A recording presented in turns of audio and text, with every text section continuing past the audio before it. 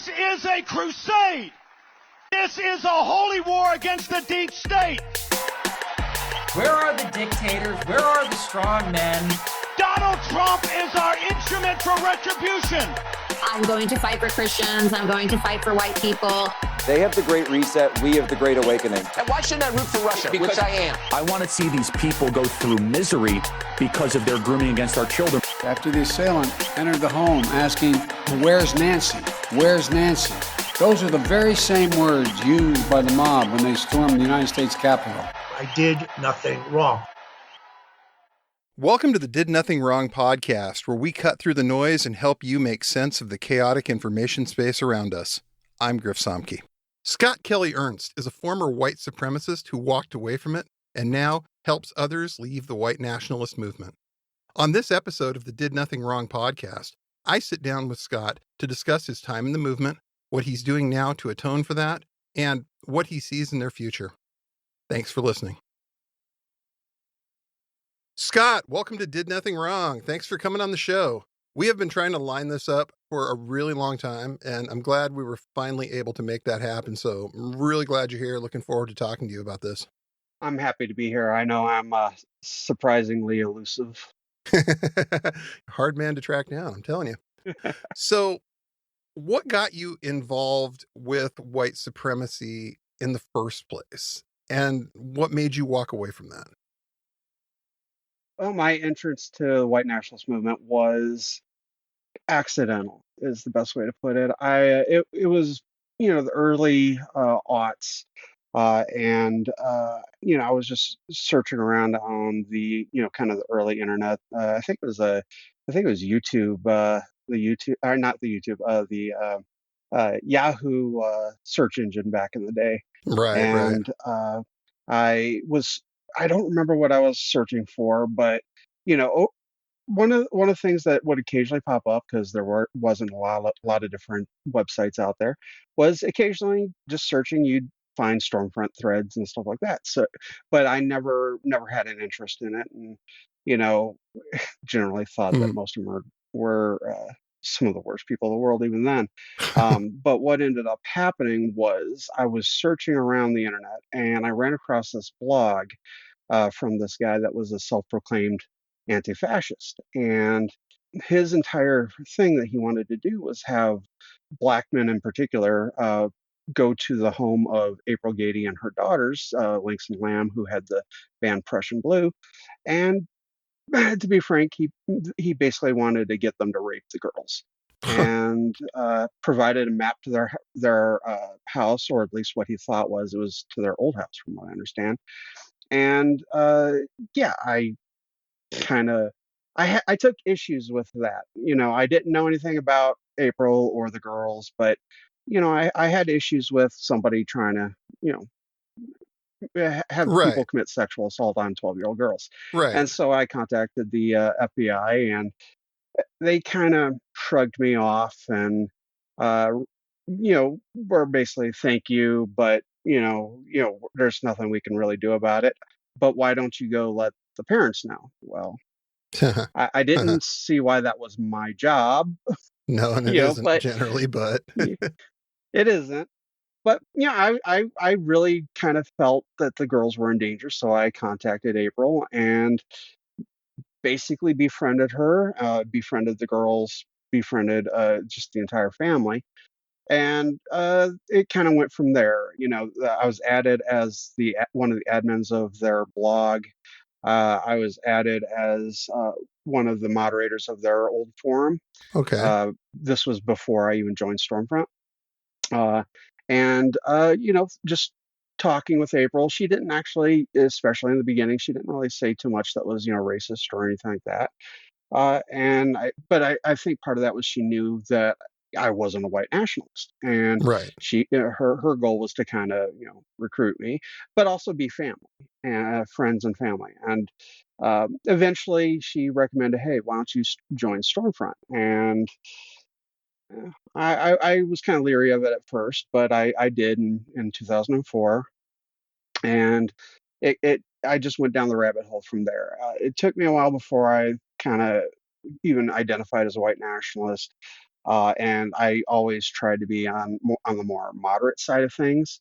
But as time goes on, you start just digging in deeper and deeper into this hole, and eventually you do become just like everybody else. Maybe not quite as bad as the Right. people around you, but I definitely can't say that I'm innocent of racism and bigotry and all of that. Eventually, I came up here to Montana for vacation.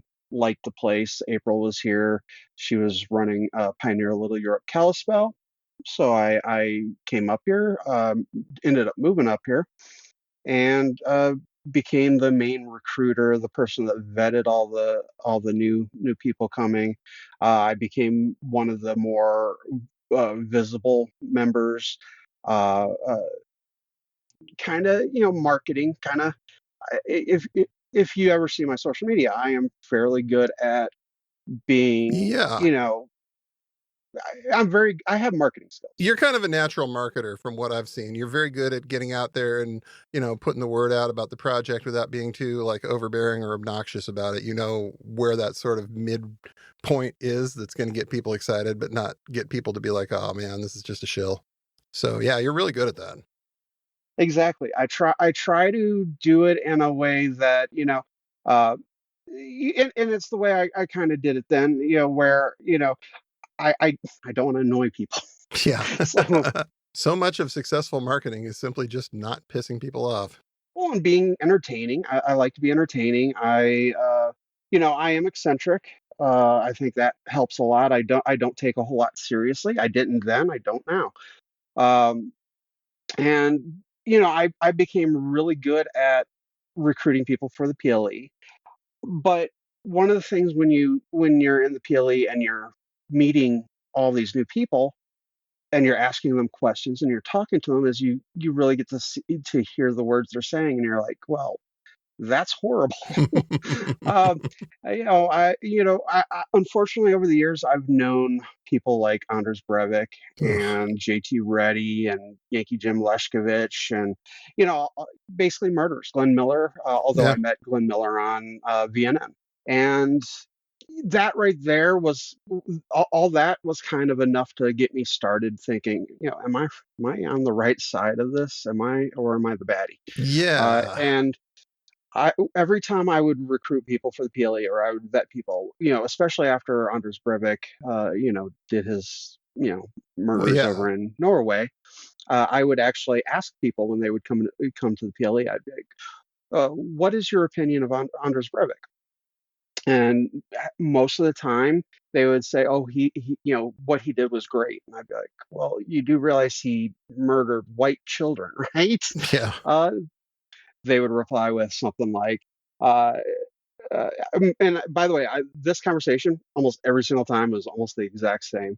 So they would reply with, "Yeah, well, they were commies," and I'd Really? point out to them, I was Yeah. like, "But they're children. Children grow up. Yeah. Children change. I changed. Prior to being a white nationalist, I was kind of where I am currently." And so I would try to get through to these people like, it's not good to support somebody who murdered children. Doesn't even matter that they're white children. He murdered Right. children. Right. And just every single time they would be like, "But they were commies." Well, come on, guys. What if a child of somebody that is in the PLE, because we were a group that had a lot of families. Yeah. What if somebody's daughter became a quote unquote commie to get back at mom and dad? What would you say then? And the answer would sometimes be, "Well, if the parents didn't do anything, I would." And I'd be like, "Well, what do you mean by that? Are you going to kill somebody? Are you going to kill their kid?" And they would never really kind of have this real answer. And it would eventually get to be where, "No, you're not what we're looking for. So please get out of town and never come back." Yeah. You're But finding yourself running across absolute psychopaths at that point. And that was most of them. Most of them. I was very picky with the PLE. I didn't really bring in a whole lot of people. Those that I brought in, though, were usually kind of successful at normalizing white nationalism. right. eventually I stopped even vetting. I told April, I was like, I don't want to do this anymore. These people these people suck. And well, she ended up recruiting some guy named David Lenio. Well, David Lenio had a Twitter account where he would threaten to shoot the kids of, people like Jonathan Hudson, who was the Brady campaign uh, communication director. And he's also a journalist, and we're still friends to this day after we met finally. But he would threaten his kids. He would threaten local school kids, just random kids on the playground. I want to go shoot up that playground. Wow. And well, at that point, it's much easier to deflect these sorts of things when it's not in your community. This was in our community. And so I flipped out. I told April, I'm done. No more. No white nationalism anymore. I didn't leave right away. I still had white nationalists living with me for the next year after that. But I just couldn't do it anymore. I went back to school, got my originally to get my nutrition degree, but eventually I got my bachelor's degree in public health. And I just exited that life, and I tried to do it quietly. I tried to do it. I didn't even change politically when I left. I was mostly just sick of the violence and the negativity, and I was sick of white nationalists. I wanted nothing to do with white nationalists themselves, but I was still far right. And then in around late 2016, early 2017, Richard Spencer and Andrew England started the Whitefish Troll Storm going after the Gersh family in the town of Whitefish, which is about 7 miles from where I'm sitting right now. And it was again, I kind of was going to ignore it, but then on the Daily Stormer, Andrew put up a post about the 12-year-old son of Tanya Gersh. And I remember that, yeah.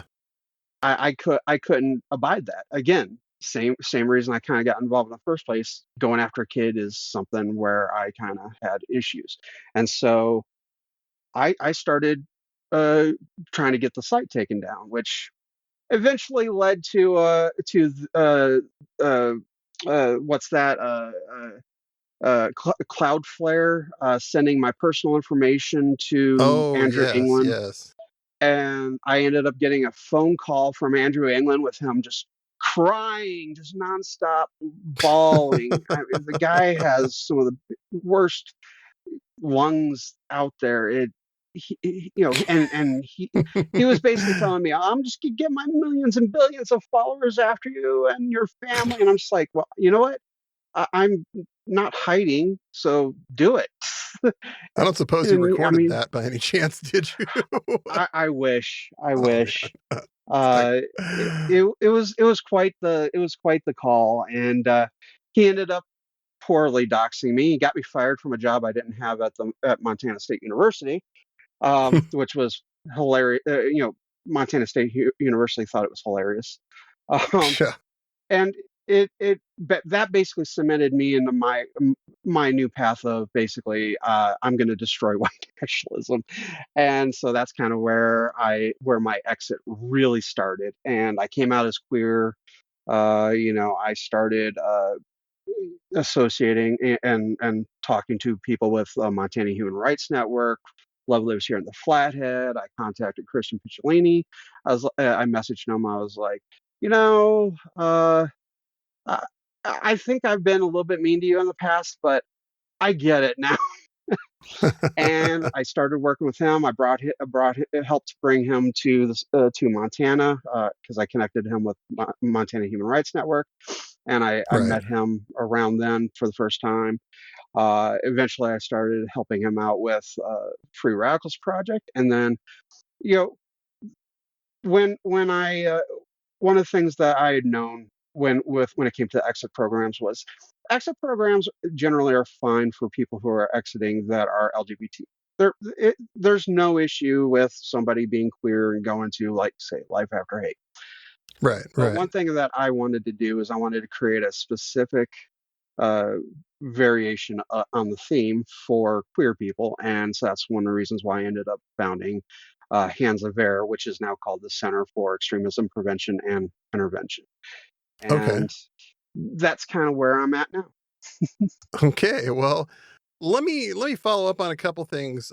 Walk me through what Pioneer Little Europe was. Like, what was the point of this project that she was running? How was this supposed to work? Pioneer Little Europe was created on Stormfront, and it was created basically as a kind of a program. It's not a group. None of them are actually groups. There was no PLE that was a group. Right. What it actually is a target area. So you create Pioneer Little Europe. Kalispell is targeted on Kalispell, Montana, although functionally we were Northwest Montana. So we had people that were out in Libby. We had people on the reservation, on the Flathead Reservation. Right. We had people in Missoula. So it was just loosely targeted on Kalispell. And we had several groups located in the area, including the kind of circle that was kind of circled right around my property, as well as, circled around April, who obviously, because of my connection with her, we were all basically one big kind of family. Right. Dysfunctional family, but we were kind of one big kind of family. And but there were others, there were people that would move to the PLE area just because they knew we were in the area. They didn't want to hang out with us. They didn't want to do anything with us. They felt more comfort knowing that we were around here. Right. And that's kind of what a PLE is. It's just a location where you're trying to bring in people in order to change the local politics by just new voters. Right. And it's usually done in smaller towns. Kalispell was one of the bigger ones. The only other one that was really kind of successfully functional was Harrison, Arkansas. Mm. There's also Southern Maine, Sevierville, Tennessee, East Tennessee, which was a separate one, Crescenta Valley in California. The Craig Cobb wanted to do a PLE in Lathe, North Dakota, and Antler, North Dakota, but those were more compounds than right. PLEs. So that's kind of what the PLE concept was. So what this kind of sounds like to me is like a very like micro level version of like the Butler Plan. Something on the order of like, let's get a bunch of like-minded people to move to an area and change it. But instead of just, saying the Pacific Northwest, they said Kalispell, Montana area, somewhere nice and small that could be easily, potentially, if you could get 500 people to move there, you could make a huge difference in how that place runs. Oh, absolutely. And in a place like, let's say, Craig Cobb had been successful in Lathe, right? You have a town of maybe 40 people, right? And you bring in even 100 people, you've changed the area. Sure. And when you look at a place like Harrison, Arkansas, where there has been like a really long history of Klan activity going back quite a ways, and you've had things like the Covenant Sword and the Arm of the Lord show up back in the 80s. This wouldn't have been all that much of a lift to get things going in that direction if you could talk a bunch of people into moving to one of these places. So absolutely right. That's kind of a scary concept. I'm glad you saw it for, eventually what it was and got out. So that's definitely a good thing. One little kind of terminology thing I want to talk about here. We're probably going to end up using the phrase the movement a few times. And when we do that, we're talking about the white supremacist, white nationalist movement, because that's their internal terminology. That's how they refer to themselves. And to them, there's really no other movement worth talking about. So if you hear us say something to the effect of, tell me about something that's different in the movement of today versus the OOs when you got involved, that's the movement we're talking about, just so nobody gets confused and they can kind of keep up with that. And so what are some of the changes that you've seen happen to the movement since you've left? Aside from the fact that it's mainstream right. now, it for a while, it was kind of going more and more online. So, there was kind of white nationalism 1.0, which was kind of what I ended up involved in. And then you had white nationalism 2.0, which was the quote unquote alt-right. Right. Uh, and then now you're kind of going into white nationalism 3.0, which is, well, the Republican Party. Right. I mean, So, I'm only half kidding, but do you think Stephen Miller had a Stormfront burner? I'm pretty sure he did. Right. We know he reads and Vider. I know it's not that I know much of for a stretch. fact that he was involved with white nationalists. Mm-hmm. Yeah, I've talked to Katie McHugh, Yeah. and heard some of her stories, and just some of the things that I didn't know Stephen Miller personally, and anything like that. So I can't guarantee he had a storefront. Right, but it's I would not not put something it you'd past bet him. against if somebody was offering to bet you on this. There's no way you'd Absolutely take the under not. on that. So mostly you're saying that it has just kind of gone mainstream now, that we're seeing things like recently the South African farmers that were offered asylum as persecuted refugees, saying that they were under threat by the native people in South Africa, that they, are the descendants of the people that oppressed, and in some cases not the descendants. But you've got the Trump administration making it official policy that these people are refugees and need to be protected, when that was something that really started on Stormfront and started in VDARE as a cause célèbre. If I remember correctly, we're talking like 10 years. This has gone from incredibly fringe, dark, white nationalist outlets to U.S. presidential statements and U.S. policy. It was fringe in the white nationalist movement even when I first joined. Right. They were talking. When I joined in 2004, they were talking about how all the farmers were being killed off. It's like, well, how are they still being killed off? If they were being killed off in 2004, how are they still around? Right. You would. That seems to me like it's a very slow genocide. Yeah, no kidding. Are the native people really that bad at killing them off, or what's going on here? Or maybe you're making something up. Who knows? I mean, to be fair, most of the farmers that get killed are actually black, but right. They never want to say that. Oh, they don't want to talk about that. No, they don't want to talk about that at all. They're hoping to say South African farmers the way that they say hardworking Americans, and just hoping you'll fill the blanks in. And the thing is whenever you talk to white nationalists about it back in the day, they knew it wasn't real. They knew it was something that was trying to tug at heartstrings and trying to basically self-proclaim victimhood. They knew that 100%. But now they've got people like the president who take it seriously.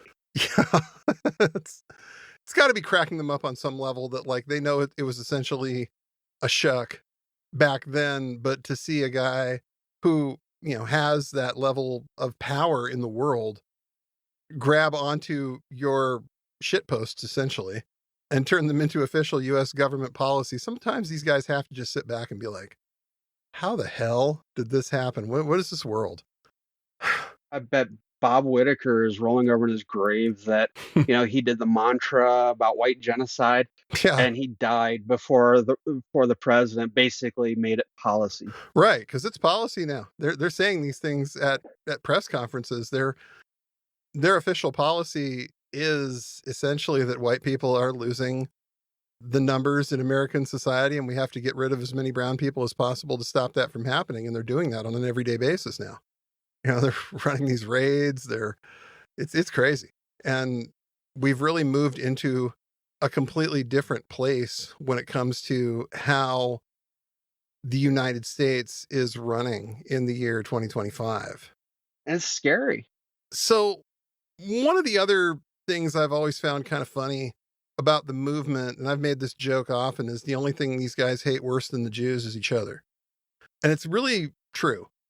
The history of the movement, and I started out really getting deep into the research of this when I was in high school and ended up writing a senior paper about the movement. And one of the things I did for research was call Tom Metzger's hotline, the war hotline down in Fallbrook. And Metzger would spend his time, ragging on black people, ragging on Jewish people, but he would spend every bit as much time talking shit about somebody like David Duke. He would just go off about other people in the movement. And that's kind of when I realized there's no unity here. These guys don't like each other one little bit. And there's just so much, the older you get, the more you read into it and you're like, wow, this is just, even guys like, you mentioned Andrew Anglin and Richard Spencer have their share of detractors and people that just hate them within the movement. And they fight back and forth about this. And it's easy to look at it and say, well, that end of things is never going to get unified because they all hate each other. But periodically somebody shows up who just doesn't play that game and makes unity a priority and is able to get along with all sides and factions. And those are the people that really scare me, honestly, the born leaders. And they haven't had very many of those, but they've had a few. And the ones that they've had have been able to accomplish quite a bit. But I got to ask, why do you think they have such a hard time getting along with each other? First off, if anybody heard the Fraggle Rock theme song, I apologize. Somebody was calling me. But the white nationalist movement is one of the most divisive movements that exists. And I say that as somebody that participated in the division wholeheartedly. And what exactly was the question again? So the question is, why can't these guys get along with each other? They all share a very similar belief for the most part. When you break it down to brass tacks, they are all part of a movement that believes that society is going down the tubes until this particular problem gets fixed. Why are they so bad at putting their own individual differences aside for that? Fear, insecurity, incompetence. I mean, I could say more. So when you hate people that are different than you, it really boils down to you hate yourself. And when you hate yourself, you hate those that are like you. Right. You may claim to love your fellow white person, but the reality is that if your fellow white person deviates in any sort of way, they just become another target. And I played into that myself. I was a heathen nationalist. I was, I was an Asatru, and so I didn't really get along with Christian nationalists. Right. I didn't get along with cosmotheists or creators. From the creativity movement. Right. The World Church of the Creator. I remember that. That was another one I read during that era and thought, my God, this is just out there. One of the craziest people I've ever met were creators. There just tends to be a lot of, I mean, really, the basic is insecurity. You look at somebody and you might see somebody that you think is maybe more successful than you, and that kind of puts you on the defensive. Or you may just really not like their point of view. I tended to go after what I called the toxoids, the 1488ers. I was very much kind of just a pro-white libertarian that, I was in it to own the libs. I wasn't in it to change the country or, put anybody that was not white, on the back burner. I was just wanting to just own the libs. Right. And it was kind of just you get, when you get involved with these people and you start really kind of seeing their beliefs, it becomes really easy to just hate them, and then they hate you. Right. When I became a moderator on Stormfront, it was because the White House had created the petition site, and there were a bunch of petitions that went out for secession. And I was the one that did Florida and Montana.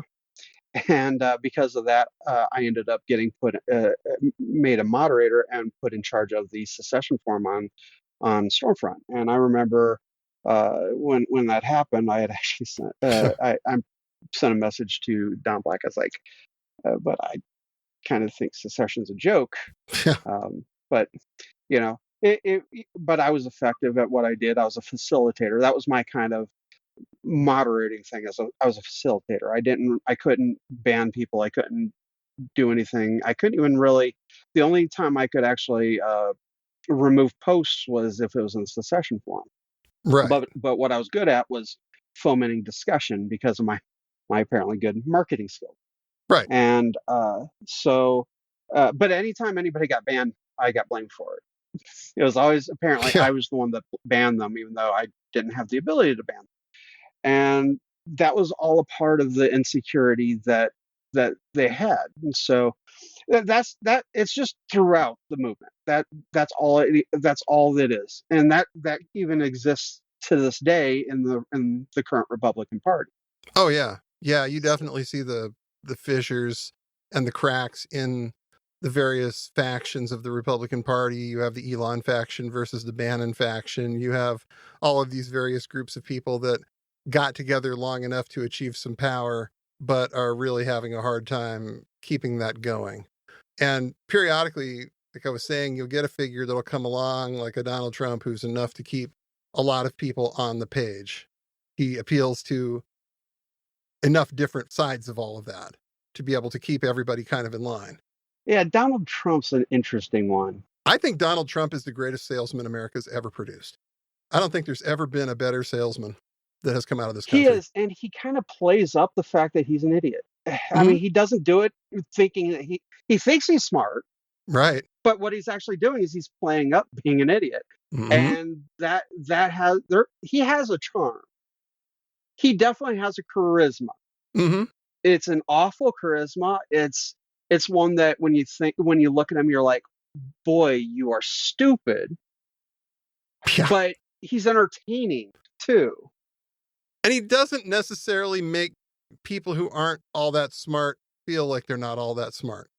They can look at a guy like him and say, I could do that. I could achieve that. I could be that guy.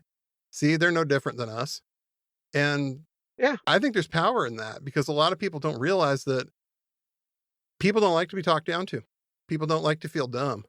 People don't like to be owned, as it were. And, Donald Trump's not a guy that does that to his crowd. He makes them feel like, they're the ones that are doing it. So, or when he does insult them, he does it in a way that they don't understand. Right. A lot of his stuff, you kind of have to wonder. It's like, was that a backhanded crack at these people? Because it would have been if I said it, but I'm not sure. It's yeah, I've heard things that he'd said, and I'll be like, man, if I'd said that on Twitter, right now, I don't really get a whole lot of pushback on Twitter. But if I said a lot of what Trump does, man, I would get some pushback from that. They would be so mad, but because it's Trump, they have to kind of go through and retcon to some extent whatever he said into he's the God Emperor. He can't be questioned. That side of the fan base is really interesting. And when he's gone, I really wonder what those people are going to do. Because, you look at people who have had the level of unifying, influence that guys like that have had, like a much lower level version of that, obviously, but somebody who had quite a bit of unifying influence on the white supremacist movement was a guy named Louis Beam, who I'm sure you're familiar with. He was very much the guy who didn't play the factionalism games. He got along with practically everybody. I mean, everybody from the Order to the Klan. And you found yourself thinking that just happens to coincide with some of their most effective periods. Some of the times when they were the scariest was when he was kind of behind the scenes, and he never had to be a front guy. He was always okay with being the guy in the back, kind of just here to, raise black-eyed peas and blonde-haired children. And this is what they made me do, and all this other stuff. But he was definitely effective in his time. And people, thank God they don't come along like that very often. Oh no. And Trump, one of the things about Trump is there's no other Trump in the wings behind. Right. His kids wouldn't be able to do what he does. Nope. JD Vance, if he ends up being the next presidential candidate for the Republican Party, he can't do what Trump does. Nope. So Teflon Don is Teflon Don. There's no other Teflon Don in the party. So nope. At least there's that. Yeah, it's one of the few things you can take comfort in to some extent is that there isn't a real like good replacement behind him. There's nobody that's going to be able to step into that role and, keep it going the way that, periodically people have been able to do in that job. It isn't going to happen that way. So, I mean, we can be happy about that, but at the same time, we've still got this problem of we've got at least 3 more years of this guy. How do we get through it? This is going to be really challenging, I think, for almost everybody on this. And one thing I've kind of noticed here since 2024 is that there was a lot of institutional funding during the Biden administration going to researching and countering domestic white terrorism, violent extremist, racist-based violent extremism. And now that funding is pretty much gone because a lot of it was coming from the government, but a lot of it was coming from academia who haven't exactly proven that they're prepared to stand up to a lot of this stuff either. And rather than make people mad, they've cut the programs. They've even gotten to the point where, like, Department of Homeland Security just appointed a 22-year-old kid with absolutely zero experience to oversee the domestic terrorism shop. And it's like they've decided now that this stuff is normalized and we might as well just move on and deal with it. And, you run a program that directly works with people who are, considering and in some cases walking away from that life. How do you keep going knowing that like the institutions that had spent a ton of time and support are just gone now? One thing about Hands of Air, which is now SEPI, of course. Of course. One of the things about it is we've never been funded, so we're not losing anything. And our focus is on the individual anyways, at least our original focus. Now, we've brought on Dr. Danny Carroll, who PhD, MSW. He's a PhD of social work who specializes in extremism prevention. Okay. And we brought him on to actually run the organization, of which I'm actually just a practicum student at this point. And was an exit counselor, but I'm going to be leaning to a therapeutic role. But right. He's going to be trying to find us some sort of funding at some point. We've got another practicum student that's going to be our intern going forward, and she's going to help with a lot of that stuff on his side of things. The Hands of Air side of things, which is still basically going to be run by me, is still going to be basically non-funded going forward.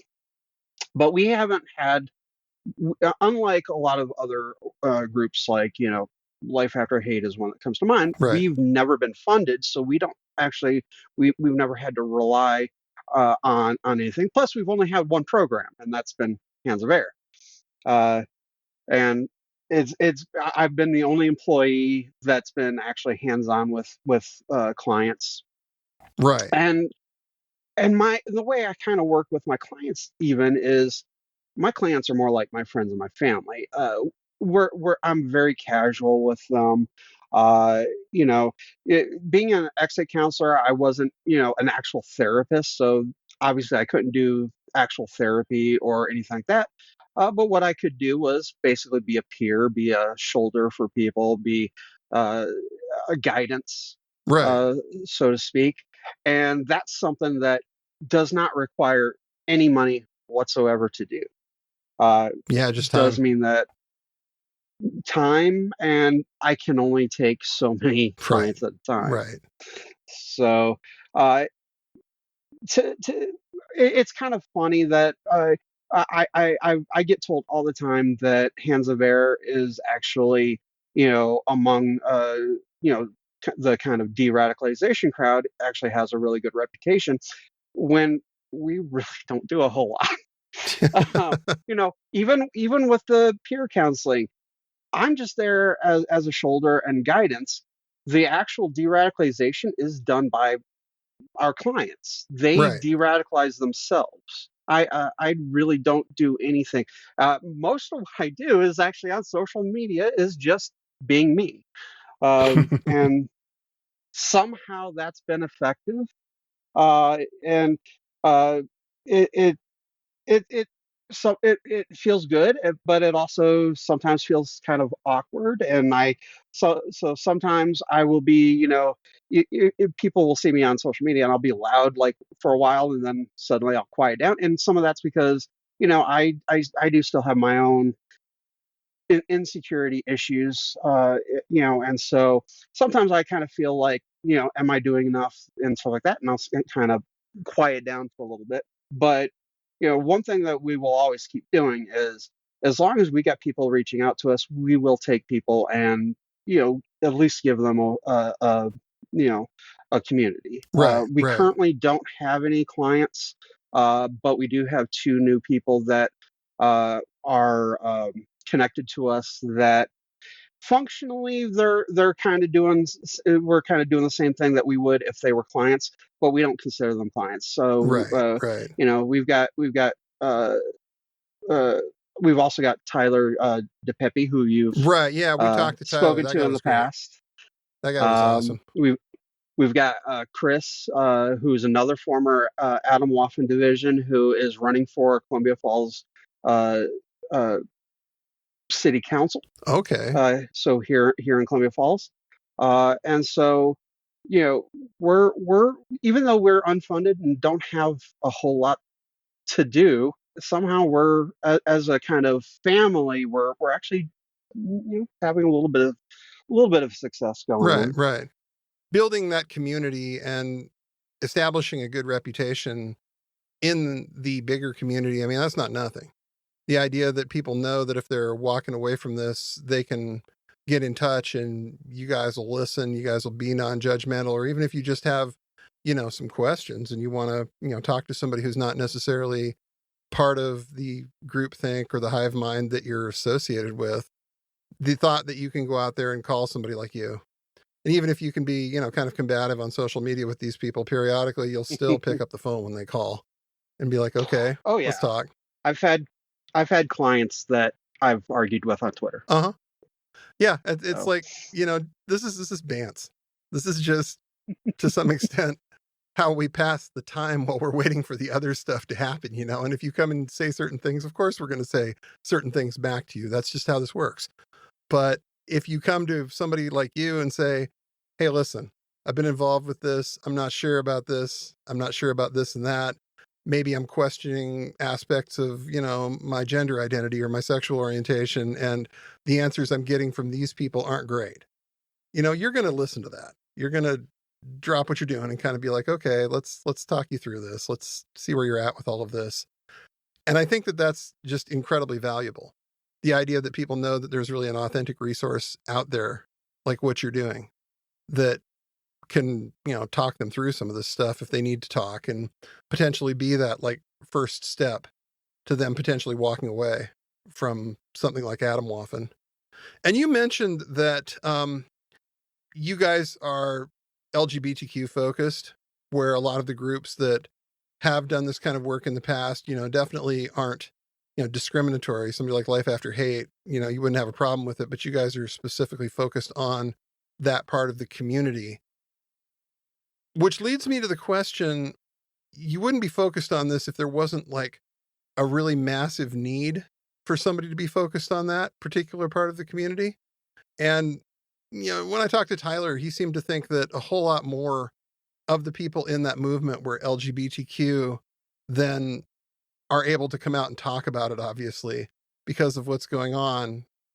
Do you agree with that? How many of the people that are out there doing this kind of stuff do you think are doing it to some extent because they just can't be honest about who they are? It's impossible to know exact amounts, but yes, I would say a very, very, very, very, very, very, very large chunk of the movement is closeted in some way. Right. And even with our focus being on the LGBT community, 6 out of 12 have actually been cis hetero males, right. And then there was one cis hetero female as well. But we've had people who have come to us specifically to learn how to be around LGBT people. So when our focus being on that, it's not necessarily only just people who are LGBT coming to us. It's people that they know that they have issues when it comes to LGBTQ people, and they want to learn. And so they come to us for some guidance on that. But yeah, most people involved in the movement are some sort of closeted, very at some level, and it's just insecurity. And so there's a reason why they do focus a lot on the LGBT community, and that's because they are extremely insecure. They whenever they do some inward soul searching and thinking and stuff like that, they're scared of what they see, Right. and so they outwardly project this almost enhanced hate towards it.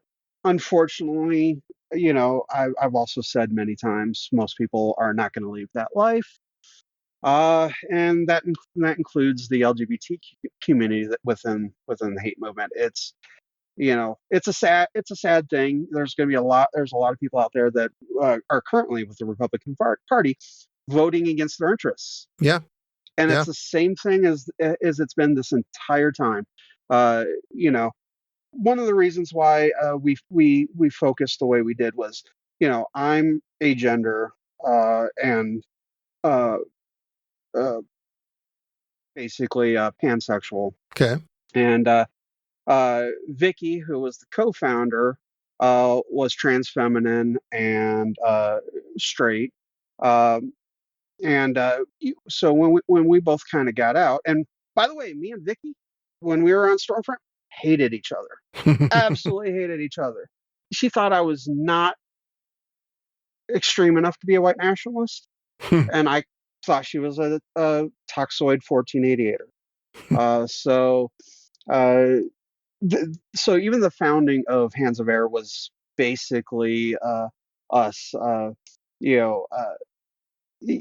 people that hated each other kind of making amends and doing it. Right. And yeah, I think I answered your question. Yeah. I kind of lost myself there for a second. So you've found that at least a few of the people who have come through have left groups like Adam Waffen, who would definitely qualify as terrorists by almost anybody's definition of the word. And yeah, it's really good to see somebody like Tyler, who seems like they've really figured some stuff out. They're really kind of getting it together. And he's sort of figured out a lot more of who he is past any of the other stuff. Do you find that like people like Tyler have brought in other people from, I mean, like the story even of like what that guy went through and where he's at now? Does that bring people in to talk to you, I guess? Half of our clients have been accelerationists of some sort. Most have been Adam Waffen division, actually. And then there's been also Order of the Nine Angles. And Tyler really hasn't brought anybody in, but we have had one of our Adam Waffen was brought in by another Adam Waffen, so that does happen. Right. And one thing I know about some of my Adam Waffen clients that are still out there, one of them, he actually goes by a former extremist on Twitter. He's not public, but he is public in that aspect at least. He's actually on his own trying to get other people from his cell out. So there is that.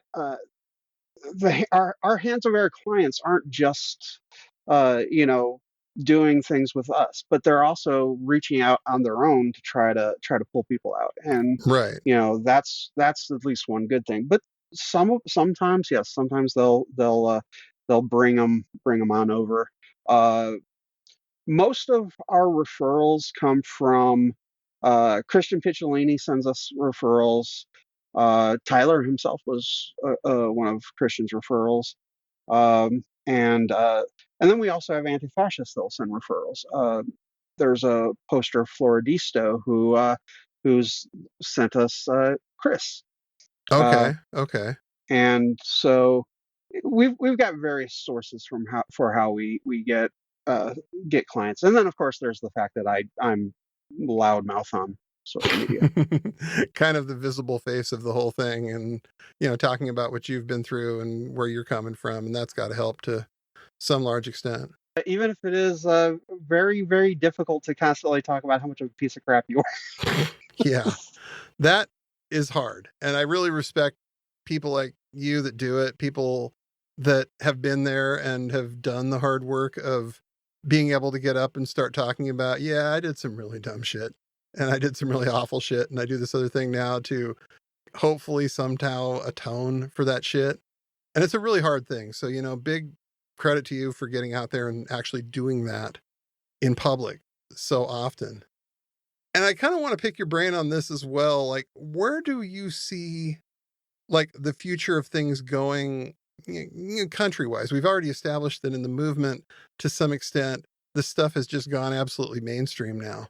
So in a way, their job is done on some level. When you've got people making official U.S. government policy, you don't really need to agitate to some extent anymore. Like, where do you see this going at a national level now in the next few years? To be honest, I tend to take a more positive view than a lot of people. Oh, good. So one thing that I am when it comes to what's currently going on is I kind of take a, ironically, more accelerationist view of things. I want them to keep screwing things up. Right. I want them to keep doing things that are going to cause people to turn against them. For example, the maybe plans to possibly attack Iran. Right. What better way to completely divide Laura Loomer and Tucker Carlson against the neocons and completely destroy the coalition that currently has them in power? Right. That is a benefit to what they're doing. Yeah. Unfortunately, people are going to be hurt. I'm probably going to be one of those. And that is a downside to it. But in the end, I do tend to take the view that the Republican Party and white nationalism are going to push themselves into irrelevance with everything that they are doing. And so now my take may also not be the correct take. I will acknowledge that, Well, sure, yeah. which is hard for me. I do have a fairly large ego, and I don't like ever saying I'm wrong ever. But I do tend to take that view, and it's borne out usually almost every day when there's something else that pushes back against them. I'm almost always, that take is almost always found to be correct. Now, we've had a few backslides too. For example, the trans ban, the ban against trans children. Right. Gender affirming surgery that's coming out, and gender affirming care that's coming out currently, and the Supreme Court, the latest Supreme Court decision, it's just god awful. That's one of the worst and unfortunate. But except for situations like that, I do tend to take a more positive view that eventually intelligence and common sense and critical thinking is going to win out in the end. Right. They're going to burn themselves out on this. They're going to go too far, and hopefully people see that. They're white nationalists. Mm-hmm. Well, and that was something... It's all white nationalists do. Right. You're the second person that's told me that. Oh, it was a quote from Daryl Lamont Jenkins, was somebody else telling me that, was that these people always overreach. They're always greedy. Yeah. They always try to go too far. They always try to take too much, and it always backfires on them. It's like the song of their people. They absolutely can't help it, and it's what they do. Everything a white nationalist touches dies. Yeah, with any luck, because we're in some interesting waters right now as a country, and it's really interesting to see people starting to wake up to a lot of what's going on. The idea that, like, for instance, abolish ICE in 2020 sounded kind of radical. And now you look around and you're like, that sounds kind of mainstream. Kind of like we should probably get on that, because this is not good, seeing what they're doing. So you're right. To some extent, it's waking people up. The behavior is making the other side of things say, hey, wait a second. Maybe those crazy lefty radicals were right about a lot of this stuff, because now that there are no checks and balances effectively on the administration, this is what's happening. They're doing all the things everybody said they were going to do. So even after leaving the white nationalist movement, I resisted going left for quite a few years. Both me and Vicky, we tended to be fairly centrist in the first several years of our exits, and just more and more every time the white nationalists in the government do something, it pushes us farther and farther left. I mean, also probably the fact that I'm followed by thousands of anti-fascists probably pushes me left too. But it also does mean that if I do ever screw up, I won't hear the end of it. Nope. But right now, it actually doesn't matter whether a person's right or left. It's really about what right versus wrong. And so I do like the fact that there are right wingers out there that are, conservatives that do have some common sense and are opposing this. And I'm not talking the ones that voted for Trump and are now getting nailed by the tariffs and losing their business and stuff. I'm talking about there are some pretty decent never Trumpers out there on the right that are doing the right thing. We keep bringing up Bill Kristol. Because here's a guy that spent years and years being a neocon, years and years being just obnoxious, and then realized where the bridge too far was, at least for him. At which point, one of my favorite guys right now is Tim Miller. Right. And it's hopeful. You see these people and you think, man, this is where that guy came from. This is where they are now. Hopefully we can get some more of these people to go in that direction and make something positive out of this in some way. And hopefully, the upcoming civil war between MAGA and MAGA will increase that. Best of luck to both sides, please. What can people do to support you, Hands of Air, the other work you're doing? You can follow us on social media. You can follow me directly on Blue Sky at MX Scott K Ernest dot BSKY dot social, and Seppi slash Hands of Air can be found at handsofair dot BSKY dot social. We are currently revamping our Discord server, so you could join our Discord server, and that's that's a social type site though. So part of the reason for the Discord server is for people that are exiting, to interact with people that they might have once disagreed with. That's a good reason to have something like that. Oh yeah. We don't do any sort of quote unquote deprogramming or anything on that. It's literally just a place where people can chit chat and learn things about extremism and stuff like that. We as people will talk about their pasts and stuff like that.